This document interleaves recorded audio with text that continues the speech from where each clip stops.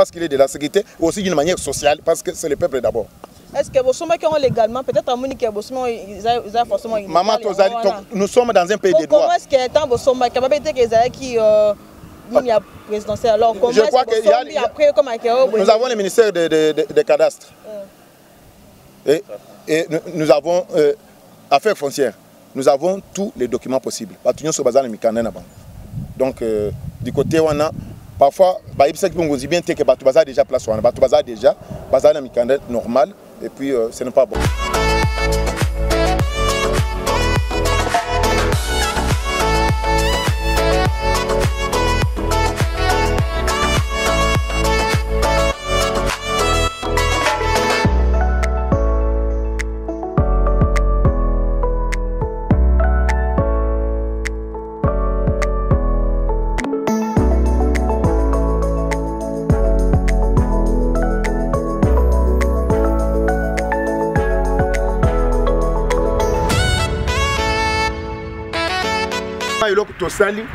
Les combattants ont des pèses dans la conscience. On a accompagné Mboka. Tosali angona moninga nangai, benga Johnny Moutal. Moi, je suis Kabasele Wampang. Priorité IDPS et aussi Fondation Kabasele Wampang. DMC ezali masolo ngai na moninga nangai. Au lieu que to zo batu ba uti misika ba mindele, biso tondimi que to sala moi eloko to pesa bande na bismi misala. Bande ba tracteur na biso yao. To yak poto accompagner mukunzi. Bazo pesa biso marché pété. Ya batu moko bazo sala masolo na kati po biso to yebisa mukunzi ba masama ya solo te. Le lo bazo ko yebisa biso que le conseil spécial chef de l'État à la personne de François Beya avec Kassongo, donc il y a 6000 personnes ici. Il y a au moins 6000 personnes. Alors ces 6000 personnes, on va les démolir. Mais on est en train de construire quand même la ville. Vous voyez que nous avons ici presque tous ces combattants ici, ils ne vont plus pas trouver du travail. Donc on va enlever partout là-bas, tout le monde, que vous voyez, on dit que c'était un domaine présidentiel. Non, mais on doit bien donner l'information au chef. L'information n'a pas été bien donnée. Parce que la place qu'on doit amollir ici, il y a déjà des gens. Il y a presque 6000 personnes.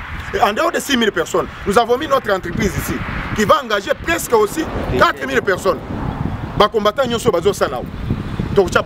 Je voulais dire ici que, revoir les décisions, information à bien place, les alliés par famille déjà, les alliés par Masolo Ebe. Donc, ce que je peux vous dire ici, nous ne voulons pas que conduire Mokozi Mboka na barrière. Par conseil qu'on appelle sénateur ou appelle information appelle bien.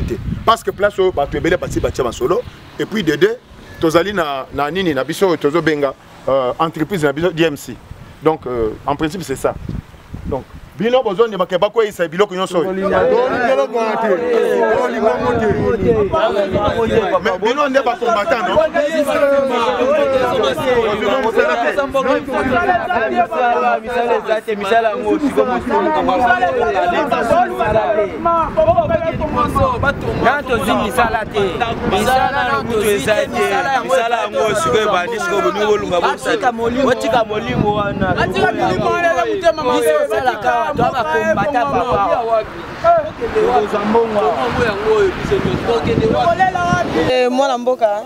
Merci maman.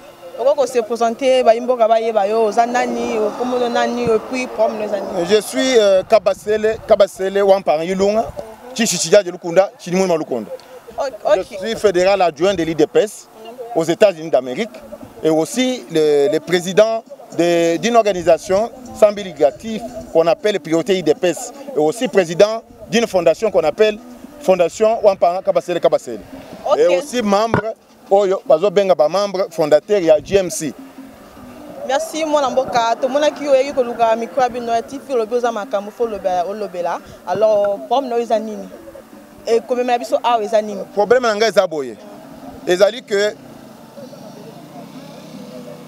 bana mboka mususu oyo baebi le peuple d'abord te ba pesi mokonzi information ya mabe que balongola banda ku nyonso to saliawa bako isango na se parce que le domaine présidentiel.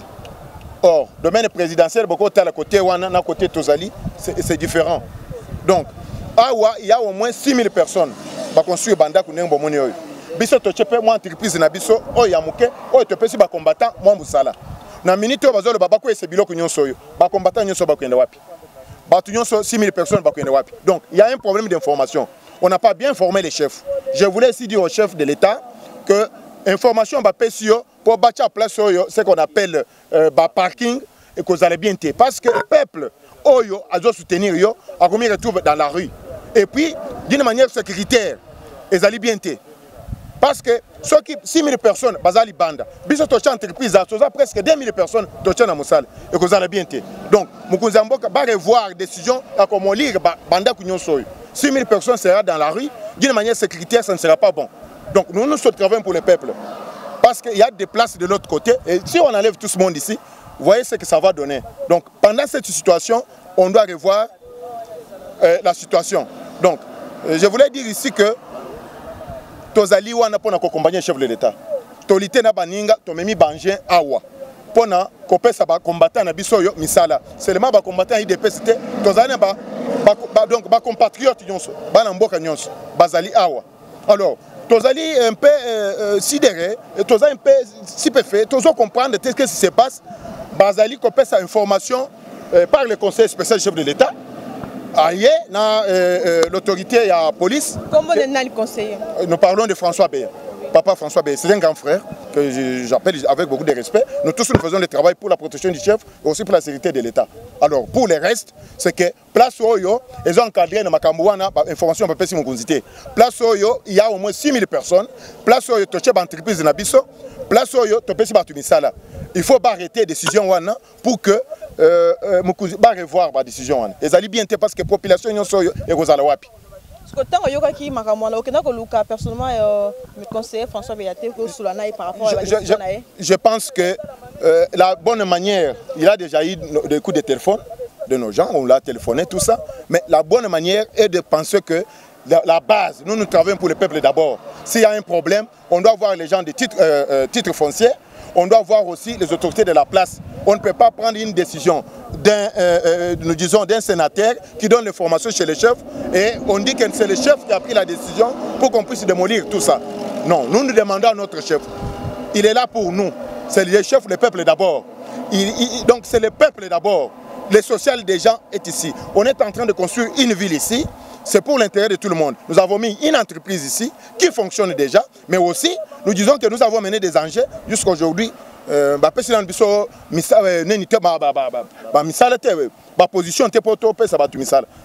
aussi que marché parce que les belé et c'est yawa donc tozali yawa pour accompagner Muguzamboka to on ne peut pas coller dongo na soni nazo la vérité que awa isa place pour rendre ville oyo vraiment ville moko kitoko et aussi accompagner Muguzamboka kopesa batu misala. Donc dans le cadre de l'employabilité, je pense que on ne peut pas venir démolir nos entreprises et tout ce que nous avons ici parce que ce ne sera pas une bonne chose. Comme message junior peut ça Muguzamboka pour y aller le peuple d'abord. Yosa associé au Sunga, ba congolais ba zoma musala un petit que Sunga ba musiko a conseiller François Bialobi abuka nyoso pantasco yo le ça message junior peut ça Muguzamboka. Message junior peut ça Muguzamboka, c'est un homme social. Peuple oyo tango bakolongola bangwa bakozala na nzelao. Ce ne sera pas bon pour nous et pour lui-même et pour la nation. Donc c'est un problème qu'on arrête cette décision, qu'on puisse revoir les choses avec les gens de titre foncier et puis voir qu'est-ce qu'on peut faire pour ces gens qui ont déjà mis leurs moyens et qui existent d'ici. Au moins 6 000 personnes. Si vous regardez de l'autre côté, on a commencé déjà à démolir de l'autre côté, mais si on va entrer ici, nos entreprises et tout ce que nous avons investi ici, alors, mais qui nous a mis ici? Il faut voir comment ces choses se sont passées. On doit commencer par la source. S'il faut, nous sommes dans un état de droit. Balande la makamou état de droit. Baye baketozalia illégalement ou légalement. Alors dans ce sens-là, ça sera une bonne chose. Et je crois que bon, voilà les enjeux. Ce sont nos enjeux qui sont en train d'arriver. Les enjeux sont ici. Et nous les avons amenés ici. Ce n'est pas pour que nous puissions les stocker. Ces enjeux, c'est pour qu'ils puissent travailler. Donc je suis ici. L'entreprise que vous voyez, GMC, les entreprises, il y a Banamboka, où je fais partie aussi comme partenaire. Alors, parmi d'autres entreprises que nous avons apportées ici. Donc, nous avons demandé à Muguzamboka, pour revoir la décision, ça ne sera pas une bonne décision parce que le peuple ne sera pas content. Donc, message nous peut ça la conseiller François Béa par rapport à la décision la pense que papa François Azamoutou-Charge a été à côté de plusieurs présidents, c'est un homme sage. Prendre une décision au moins brisque pour démolir tout ça, ça ne sera pas une bonne chose d'une manière sécuritaire parce qu'il est de la sécurité, aussi d'une manière sociale parce que c'est le peuple d'abord. Est-ce que vous sommes légalement, peut-être à Monique, vous sommes forcément Maman, nous sommes dans un pays de droit. Comment est-ce que tant vous sommes capables de qui présidentielle alors comment je crois que nous avons le ministère des cadastres et nous avons affaires foncières. Nous avons tous les documents possibles. Donc du côté on a parfois on dit bien que Batoubaza déjà place Batoubaza déjà normal et puis ce n'est pas bon. Ok, merci beaucoup. Vous avez un message par rapport à Mamna Soyo, président à l'OBI.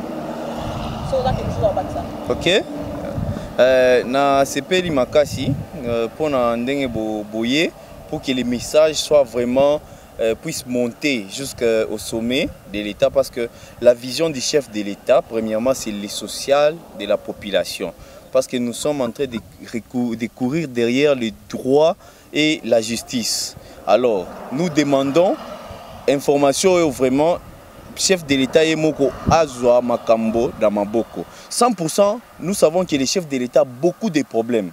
Mais que lui-même aussi puisse commencer à délibérer d'autres problèmes avant de laisser à d'autres personnes de prendre des décisions. Le Kola Awa, il y a déjà des démolitions qui ont débuté de l'autre côté, mais il y a 6000 habitations, donc 6000 familles on peut dire. Est-ce qu'on fait allusion à ce qui est l'état des droits ou on est en train seulement de prendre l'homme comme dans les temps passés? Parce que vous savez avec ce qui s'est passé avant, parce que les histoires doivent changer. Nous devons voir un Congo nouveau, un Congo meilleur, plus que même qu'avant. Voilà. Alors nous demandons au chef de l'État vraiment, quand on lui amène une information, qu'il essaie aussi d'avoir des gens qui peuvent mieux vérifier avant de prendre une décision. Parce que voir sa vision et voir que ce qui est en train d'arriver devant, nous avons 2023 aussi devant. C'est la population qui doit apprécier pour réaccepter encore la personne au sommet de l'État. Nous l'aimons, nous prions vraiment que Dieu puisse l'assister et l'appuyer pour que Makambonyo soit Liboso. Merci pour notre nouveau bébé parce qu'on n'a pas su dans ces pays l'état des droits. Mais nous voyons quand même l'avancement de cet état des droits-là et nous palpons même des fruits. Alors merci avec ça, mais attends encore situation Oyo pour bateau, Bazala quand même à l'aise. Voir que nous sommes aussi dans une mauvaise période où il y a la pandémie, la Covid, qui est en train aussi de déranger les gens. C'est bien lui qui avait dit, même pour les bailleurs, ils ne devraient pas déloger les locataires s'ils sont en dette ou comment. Mais voilà qu'on veut bouger 6000 personnes. Avec l'histoire de Covid, ils vont aller où? Avec cette paralysme de l'économie, il n'y a pas d'argent, il n'y a pas de moyens. Et moi, je trouve que les chefs de l'État devraient vraiment prendre les histoires en main, ne pas laisser toutes les décisions dans ses sous ou quoi, et lui-même puisse vraiment voir tout ça. Merci beaucoup, mon amboka, Georges. Il y a eu déjà une démolition qui a débuté là, vous voyez, vous allez vous rendre compte que c'est pas vraiment bien, comme il y a déjà les gens qui commencent à occuper. Et à part ça, nous avons de nos agents, parce que nous venons de mettre l'entreprise ici, nous avons de nos agents qui doivent habiter aussi cet endroit, donc ça ne fait pas vraiment bon sens de déloger un homme qui a déjà commencé à construire, à faire quelque chose, donc à faire un pas vers le développement. Donc nous avons beaucoup d'espaces verts, donc on peut prendre ces parkings-là, amener ça à un autre endroit. C'est un peu ça, constater, vous pourrez parler même avec les gens d'ici, ils vont vous dire ce qui se passe. Ok, bonjour papa. Bonjour. Comment vous allez s'il vous plaît? Comment on a papa José? Au fond de la côte. Oui, nous sommes tous ensemble. Ok, par rapport à la décision, bah qu'on dit bah lobby que faut pas bouger cabine, va long la bino place yo le bani par rapport à voilà. Bon, bisous à travailleur hein. Le lobby n'est pas propriétaire. Aux travailleurs, mais au salaire, quand même quelque chose. Parce que c'est pas beaucoup au salaire, aux travailleurs. Bon, normalement, dans un premier temps, chef du gouvernement, ça m'a souci. Biso tozobi kane partant na misala. Sans misala mutakulia te akofandati. C'est la raison pour laquelle pour ça la biso ezande batika bato basala misala pour biso soit ta ko vivre. Pour mutunyo ça za appeler te pour ça na gouvernement. Faut ba musu bazo sala nde bazo sunga mususu bazali bana. Elo nga lingo bagaya. OK, merci. Pourquoi se présenter pour sa combo na yo? Combo na Jocelyne Kibu. Ok, maman Jocelyne Kibu, nde ba lui ba benga na bino place oyo. Na période de Covid-19, autant ba benga na bino place oyo. Bo kende wapi? Bo sepe la décision wana tondeni. To sepe la biso tuneloko wana te. Bango bakomi koya ko menacer biso. Awa eza ba place oyo bato basombi nde batie biso to fanda. Donc na yebite l'état yango ya biso soki makambo bazo sala soki ye président ne mutazo tinda bango to yebite babuki biso lupangu kula na clôture babuki awa lupangu na biso mbimba bateki donc ti ba samedi bazo ya kobuka biso lisusu ndako c'est que le roi président zo tinda bango ba ya kobukela biso koto yo ngape na ndimi ba ya kobuka biso na ndako na bana na ngai to kufa na ndako ye président aya kokunda biso siko na nyonso wana yo kolobani par rapport à wana. Na nyonso wana nga na koloba nini mama yende président na biso o biso to votaki atelema alobela biso ayebisa na basoda na ye oye atie baya kobuka biso te batika biso to fanda kimia biso toza batu na ye biso ne batu to votaki to tiaki ende na bokonzi ayebisa batu na ye batika biso to fanda kimia na place oyo batie biso to fanda banani bazo buka bino basoda banani basoda biso général Kasongo nde mutazo yana ba jeep ne ba soda na misusu bazala ba tenue civile bazo ande bazo bukaka. OK, merci. Merci. Kombo na yo? Kombo na papa Zadio, c'est Muteke. Muteke. OK, papa Zadio Muteke. Alors, oloba nini par rapport nde ba benga na bino place o? So benga le bino. OK, ne pisika. Maman, toza na besoin de la mentalité ya kala, toko na mentalité ya sika. Président ya République azana souci ya population. Président ya République azana souci siko yo batu batonda baza à l'aise. Mutalia tongetana azabio na opportunité na ndako na ye. Tozolinga ba image ya mabete. Tozolinga chef de l'État. Tozolinga chef de l'État asala organisation pour na pays yo. Totikali sima toza pauvre. Tozo biso aji na biso toza na basi te toza na bana te. Toza na ba makoki te. Toza na biso kolala kate. Do ba toza na bangare mutu bangare zali sika ba bokola kalukula biloko. Mais ekomi batu leba ko fana kata bangare. Toza mo konja mboka bongisa biso mboko yo ya lezi wende zala kureza la maye zala. La population des zones qu'on a kata mboko yo. Taba imasi ya kala wana zaki. Balobi ke bazo buka bino bolongo awa. Yo koloba ni o sa mokonza mboka nini par rapport à likanisi. Susina ngezali boye. Mokonza mboka za pona susi ya mboka.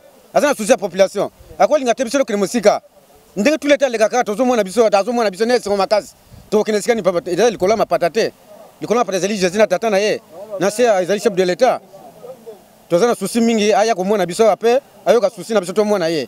Ata ba omona ete mais azo yo kama mozolo ba ko yebisa nini par rapport à ndebe ba benga na bino place oyo place oyo eko simba te parce que ya chef ya wa kamimboko yo to linga te yango akata mboko biso to ngona mboko yo to komanda image so to komanda ne ba difote mo boye yo sala kito te na kata mboko mama parce que lo sobe ko benga na bino boki place siko ba ko ki ko benga na pete ya ba ko ki ko benga parce que idée pese yango ezesi mamboka. Non, il est personne dans le thé. Il est personne dans le thé. Dans la bino ba biso ba congolais. Ni kanisi ba ba benga na bino awa bo débrouiller place au domaine présidentiel. Yo ko lo banili par rapport à wana parce que ti boya ki ko soma bandaku ba yebi ke ba to mo ba teki bandaku a ba ta sombi a. Ne ba benga na bino place yo ko lo banini il peut ça message mo konza mboka yo kapo o wa misusu komone boy oza moya lo ban komone teme ayoka yo po akotala yo ayoka yo. Susi na ngezali boy. Ya zali papa ya bana. Akoti biso te totelengana tokeni koto musu te tozanga ta villa ya tozanga kati ya villa kisasa mabele na ye zaka ya ye zali autorité ya zali chef de l'état mabe ko lega tena kata terobe ya ye bate before ya tozala azana susina biso tozala na susina ye potantam nde tozomona ba initiative wa zosala ezaki to makazi mama tokeni sika nini merci mi na mokonza mbone loko sala tindi bino wa to moni biso esemo makasi mingi to linga te parce que tozali kati ya RDC to kotia un peu kati ya Congo tokeni kola mapatate yenda zali ruwa na kati ya sewa merci mama. OK, merci papa. OK maman okopesa biso kombo na yo nani kombo na nga de kanto awa toza wapi awa toza na mabele ya commune Nsele to na commune Nsele na en face ya pagode ya Mobuna résidence ya Mobutu. Ok, nde balobi ba ko benga bino place bolonga place yo ko bani pona makanisi wana o bakonzi bazwi babenga na bino a bako benga na biso ndenge nini biso nyonso toza bana Congo soki balobi ke babenga na biso bakotia biso wapi tango ba préparaka déjà ko benga na batu fu bo bongisela bango déjà place ndeti biso toza wa tumoni ke totongi déjà toza na ba patron bapesi biso mwa ke bapesi biso babite botongela biso ba place oyo toya to pesa bino mwa quelque chose na bino tango totongi tokomi na suka ekomi ke batu mo babimi ke o babuka biso toza na bana totangisaka bana toza ba responsable siko siko buki biso contraire ya ngana patron wana esili nanu te bozi bobuki biso bandaku siko biso tokokende wa kopesa ngambongo bana bazotanga malgré bakangi pona ba confinement oyo bana bazotanga bana baliaka siko soki bobike bobuka patron pe kuna a bloquer ba mbongo na ya lobike na opesa te kuna babuka siko biso bandeko nyonso baza awa bazolala awa bandako bangage zawa siko yebisanga bakokende wapi biso nyonso toza ba congolais siko booluka botia biso wapi botinda biso na Rwanda utona bamboka ni tokende ko vivre toza ba congolais to fungola misu problème au 2023 to na posa ya président na biso mandat na ekende liboso po biso nyonso tozala bien siko bazo luka ba casser mandat ya président de la république po na biyoka yokana o ba buki boyebo wa sebo po to ina président de la république tango bakobuka bato balobaki ate président salaki mabe po nini boye biso toza na posa eloko wana te toza na posa kende totongi tumboke tongama mboke kwa munene biso nyonso to avancer toke liboso tiko pesa mokonza mboka message mapo ayoka yo pesa message moko par rapport à ndebe ninga benga na bino bon message le peuple d'abord oui message liboso na pesa président de la république papa tala balobi tala simazonga moto biso toza bana yo papa ya kotalela biso makambo oyo toza na place ya kokende te tomoni eloko tokosala te tomoni kaka yo papa soko ye kotelemela biso makambo oyo nde tokovivre bien à part atoyebaka 2023 tozaka toujours na maboko na yo ke banguna mo bayaka o baya o likolo po ba ntumatre biso po to lobby 2023 to zo to bela mitu likolo ya problème na yo to boye loko wana to na posa peuple d'abord ko papa Tshisekedi alobaka yango pezo kende pe tipa na yo merci na moni eloko susu kolobate banani bazo benga na bino ko identifier ba ondeli bon na monaki semaine passée na monaki général Kasongwa yawa alobi apesi biso alobi ke ti le 11 ko ya ko buka général Kasongwa vivre ka bien oui le général Kasongwa vandaka bien na ndako na ye ba makamu na ye biso tozal ya alobi ke akoya ko buka entre temps alobi ke azape na lupangu awa tango yo alobi ke oya ko buka za lupangu awa osombaki pona nini ko elobaki ba ko banda no ya yo après ba yo sukisa na biso général Kasongo yo za bien na ba immeuble na yo vandi à l'aise biso awa confinement zo nyoko la biso tozo kemba to ne lokote yo ya ko trumate biso zo tamwa ba camion cher biso tozo nyoko est-ce que zalaka bongo to sepene loko anda te to senga na président de la république atale la biso likambo oyo to boyi eloko oyo to boyi yango to pesi charge yo pa mokonza mboka alandela biso problème oyo. Merci moi mboka bon bakisa lomo bon olobani na nde bani babenga na bino place oyo ah maman batu o basombi awa basa bato gouvernement parce que tango ba msusu bato gouvernement déjà ka individu ka bana mbongo na ya linga soma lupango place bazo aider biso po toyeba moyen ya vivre net singa na sana mwasi na zimi na futila ndako na umolia na ngamwa konga awa moyen to kende suba victoire ezalaka lisusu te yango tokomo débrouiller awa so tamba o le bagete baya kobuka po to vivre ndenge nini tokosuka wapi yango ngai nasenga mokonzi mboka boye papa biso toza bana na biso to asima na yo makambo wana ya kobuka na papa yo telemela yango biso toyebi na biso toyebi te ke yonde muto lobi maloba na te eza maloba na bango mpo na nga na lobi kaka ete mokonzi mboka atala likambo wana ninga loba te merci papa yebe bakisa message na lobi mokonzi mboka sala nini mpo na ngai naosenga mokonzi mboka aza maele na bato oyo baza ba majorité na ba parlement na bango kuna baza majorité bazosala babebisa régime na ye mpo bokasaki ya kosala kitoko ya se ye wana asala eloko te mpo bango bazonga na place wana mokonza mboka za maele o population to toujours na sima na yo to kolemba te bango basaki 18 ans to mona ko maloba salaire te yo sai pas même idée ça na ko quitter to ça toujours na sima na to kolemba te zane maele na bajela bango o bazwa na oya mabe wana peuple congolais aina yo za bango maele état de droit de état de droit et salema kobanga eloko te ya mwana mboka oyo état de droit et salema na ba voisin baza pembe na biso to ebi bango baza miyiba wata mboka misusu ebi bango te batika baja mabe ba ya na ngoyo mboka oyo za bango te mboka za ya biso yo to ebi papa no to ebi mama no ba to ebi papa ba to ba mama bango te to ça toujours na simana to olemba te mais